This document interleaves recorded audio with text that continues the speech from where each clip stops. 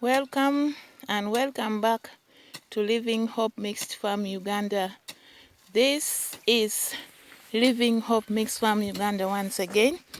We are doing a step-by-step process of planting Irish potatoes organically. So right now we are opening the trenches where we are going to plant our Irish potatoes. And after opening these trenches, we are going to place our Irish potatoes. They are already pre-sprouted seed potatoes, which means they will germinate within 2 or 3 weeks. So these are our trenches that we have made. We started by clearing the land.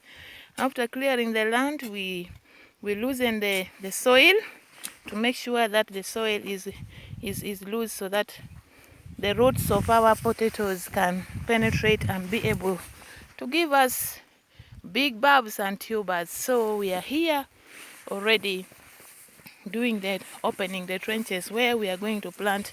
That bucket has our seed potatoes, which we have soaked in fungicide. That fungicide is called mangozeb.